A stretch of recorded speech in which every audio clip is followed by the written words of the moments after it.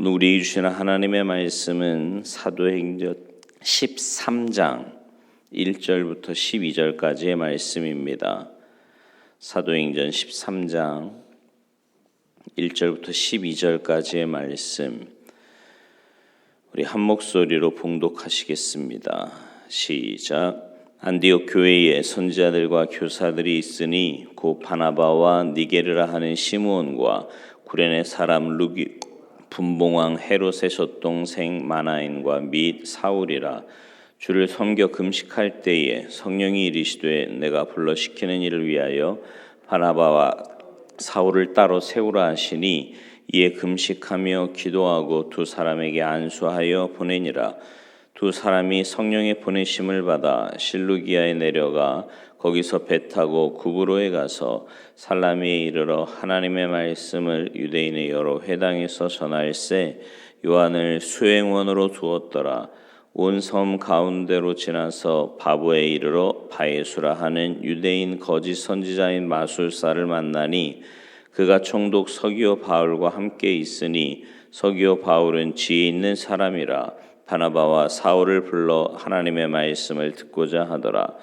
이 마술 엘루마는 이 이름을 번역하면 마술, 그들을 대적하여 총독으로 믿지 못하게 힘쓰니 바울이라고 하는 사울이 성령이 충만하여 그를 주목하고 이르되 모든 거짓과 악행이 가득한 자요 마귀의 자식이요 모든 의의 원수요 주의 바른 길을 굽게 하기를 그치지 아니하겠느냐. 보라, 이제 주의 손이 내 위에 있으니 내가 맹인이 되어 얼마 동안 해를 보지 못하리라 하니 즉시 안개와 어둠이 그를 덮어 인도할 사람을 두루 구하는지라. 이에 총독이 그렇게 된 것을 보고 믿으며 주의 가르치심을 놀랍게 여기니라. 아멘. 할렐루야. 사도행전은요, 크게 두 부분으로 나눌 수 있습니다. 첫 번째 부분은 예루살렘과 유대와 사마리아 지역인 유대 문화권의 복음을 증거하는 겁니다. 예루살렘 교회가 그 중심에 있고요. 사도 베드로가 사역의 중심에 서 있습니다. 그 내용이 1장에서 12장까지 기록되어 있어요. 두 번째 부분은 이제 땅끝까지로 표현하고 있는데 이방 문화권의 복음을 증거하는 겁니다. 안디옥 교회가 그 중심에 서 있고요. 사역자로는 사도 바울이 중심에 서 있습니다. 그 내용이 13장에서 마지막 장까지 기록되어 있지요. 사도행전은요, 유대 문화권의 중심지인 예루살렘에서 시작되어서 이방 문화권의 중심지인 로마의 복음이 증거되면서 끝이 납니다. 오늘 본문이 있는 이 사도행전 13장은 이제 유대 문화권에서 이방 문화권으로 복음이 넘어가는 전환점입니다. 유대 문화권의 복음을 증거하던 예루살렘 교회가 이방 문화권을 대표하는 안디옥 교회에게 예루살렘 교회를 이끌던 베드로가 앞으로 안디옥 교회를 이끌어갈 바울에게 바통 터치를 하는 장입니다.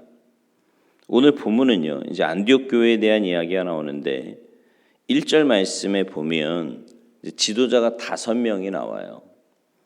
이들을 보면 안디옥 교회가 얼마나 열린 교회였는지를 알 수 있습니다. 바나바는 안디옥 교회를 돌보라고 예루살렘 교회로부터 파송을 받은 교회 지도자입니다. 니게르라 하는 시몬, 여기서 이 니게르는 흑인을 말합니다.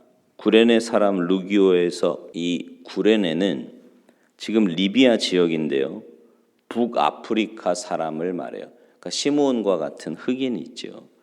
안디옥 교회는 5명의 지도자 가운데 2사람의 흑인을 지도자로 세운 겁니다.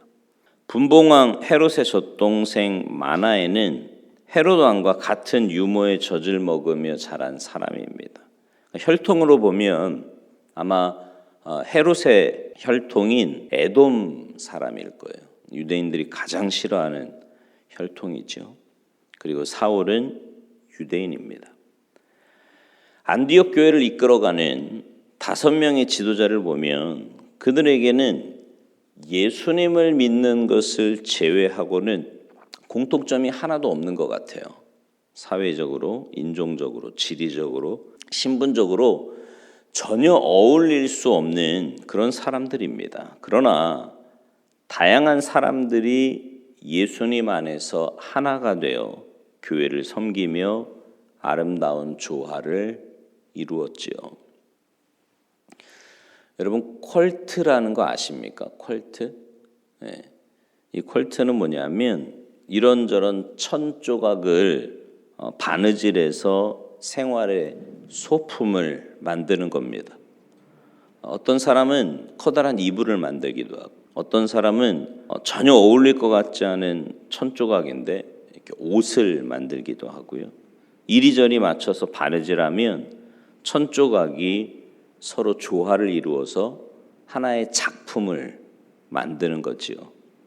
이 안디옥 교회를 보면 퀄트가 생각이 납니다. 전혀 어울릴 수 없는 그런 사람들인데 성령님께서 말씀의 바늘을 가지고 이리저리 꿰매어서 하나가 되어 교회의 일꾼들로 세우셨습니다.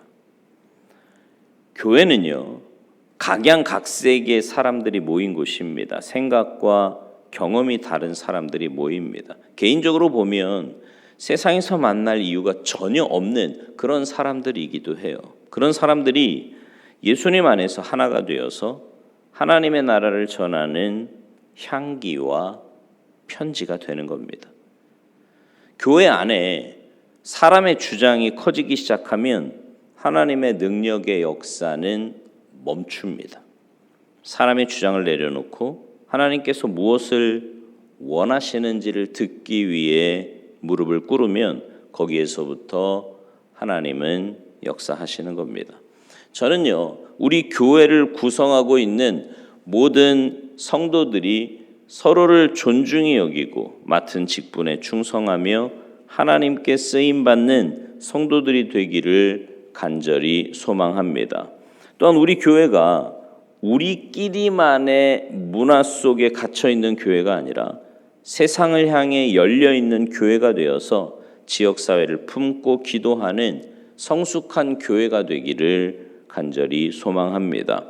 그런 삶과 교회를 만들기 위해 우리가 안디옥 교회에서 배워야 할 것이 있는데요. 안디옥 교회는 하나님께 예배하며 기도하는 일에 열심이었습니다. 2절 말씀해 보세요. 주를 섬겨 금식할 때에 라고 말하고 있습니다. 여기 주를 섬겨라는 말은 하나님께 예배 드리는 것을 말하지요. 안디옥 교회는 모여서 하나님께 예배하는 것을 무엇보다 소중하게 여겼습니다. 믿음의 사람에게 가장 기본이 되는 것은 하나님을 향한 예배와 기도의 삶입니다. 예배와 기도를 소홀히 하면서 하나님께서 원하시는 것이 무엇인지를 알기 원한다면 그건 굉장히 큰 모순입니다. 예배는 하나님과의 만남이고 기도는 하나님과의 대화예요. 하나님과 깊은 교제를 나누지 않으면 하나님의 뜻을 제대로 알 수 없지요. 가끔 보면 신앙생활 하는 분들 가운데 그런 분들이 있거든요. 하나님의 뜻이 어디에 있는지, 하나님의 뜻이 뭔지 모르겠다고. 여러분, 사실 말씀 가운데, 예배 가운데, 기도 가운데 우리는 하나님의 뜻을 분명히 알 수 있습니다. 그런데 그 깊은 교제 없이 하나님의 뜻을 모르겠다라고 이야기하는 건 마치 공부하지 않고 혹은 사업하지 않고 뭔가를 얻으려고 하는 것과 다를 바 없는 거지요. 근데 오늘 본문에 등장하는 이 안디옥 교회는 예배와 기도에 굉장히 열심이었습니다. 그들이 예배하고 금식하며 간절히 기도할 때 하나님께서 바나바와 사울을 따로 세워 이방인들에게 복음을 증거하는 일꾼으로 세우라고 명령하신 겁니다. 바나바와 이 사울은요, 안디옥 교회를 이끌어가는 기둥들이었습니다. 바나바와 사울을 떼어 선교사로 파송하려면 교회가 얼마나 힘이 드는지 잘 알고 있었을 거예요. 아마 그 일로 인해서 안디옥 교회 안에 이런저런 의견들로 갈등과 고민이 있었을 겁니다. 그러나 안디옥 교회 교인들은 사람과 환경을 보지 않고 하나님께 예배하며 기도했어요. 문제가 있을 때 하나님께 더 집중했습니다. 하나님 중심으로 문제를 풀어갔지요. 하나님의 뜻이 확인되면 아무리 힘들고 어려운 일이더라도 실행을 합니다. 결국 그들은 하나님의 명령에 따라 바나바와 사울에게 안수하여 선교사로 파송하고 그들의 선교 사역을 지원했습니다. 뭘 말해요? 진정한 영의 사람은 하나님의 뜻에 순종하는 사람인 겁니다. 여러분, 이 안디옥 교회의 모습을 보세요. 듣기만 해도 은혜가 되지 않습니까? 하나님께 예배하며 기도합니다. 문제가 있을 때 하나님께 더 집중해요. 하나님 중심으로 문제를 풀어갑니다. 하나님의 뜻이 확인이 되면 아무리 힘들고 어려워도 순종하는 거예요. 여러분, 그러니 어떻게 하나님께 쓰임받지 않을 수 있겠느냐라는 거지요. 예수님을 믿는 사람들의 모임인 교회의 주인은 하나님이십니다. 교회의 주인이 하나님이심을 믿는 사람은 하나님의 말씀에, 하나님의 뜻에 순종하는 거예요. 그러나 교회의 주인이 자신인 것처럼 생각하는 사람은 하나님의 말씀에 순종할 수가 없지요. 여러분, 순종은 믿음의 열매 가운데 하나입니다. 하나님의 살아계심을 믿는 믿음이 없으면 절대로 하나님의 말씀에 순종할 수 없지요. 왜냐하면 순종은 자신의 것, 자신의 뜻을 내려놓는 것을 전제로 하기 때문입니다. 불순종은 불신앙의 열매예요. 하나님은 하나님의 말씀에 순종하는 이들을 통해서 역사하십니다. 그들을 복되게 하시지요. 하나님의 부르심에 순종하는 사람들은 한결같이 축복의 통로가 되었습니다. 안디옥 교회를 통해 순종하는 이들에게 주시는 복을 지금 보여주고 계시는 겁니다. 사랑하는 성도 여러분, 우리 모두가 안디옥 교회의 교인들로부터 순종의 영성을 본받기를 원합니다. 순종의 믿음으로 여러분에게 맡겨진 사명 잘 감당하는 여러분 모두가 되시기를 바라요. 그래서 그렇게 믿음으로 순종하여 사명 감당하는 사람에게 예비하신 하나님의 은혜와 복이 여러분의 삶 가운데 풍성하게 임하시기를 주님의 이름으로 축원합니다. 기도하시겠습니다. 하나님께서 이 땅에 교회를 세우시고 우리를 주님의 몸된 교회의 일꾼으로 부르심은 영혼을 구원하고 열방을 회복하며 또 하나님의 나라를 확장하기 위함인 줄로 믿습니다. 무엇보다 예배에 또 말씀과 기도에 집중하는 우리가 되게 하시고 하나님께서 오늘 나에게 들려주신 그 말씀을 우리의 마음에 새기게 하셔서 그 말씀 붙잡고 믿음으로 순종하는 우리가 되게 하시고 그런 순종의 삶을 통해 하나님의 역사가 우리의 삶의 구석구석에서 나타나게 하시고 그래서 그런 우리의 삶을 통해 영혼을 구원하고 열방을 회복하는 놀라운 구원의 역사가 나타나도록 주님께서 역사하시고 은혜 내리어 주시옵소서. 오늘 한날의 삶이 주님과 동행하며 주님의 뜻에 순종하는 복된 삶이 되기를 간절히 바라옵고 나오며 예수님의 이름으로 축복하며 기도하옵나이다. 아멘.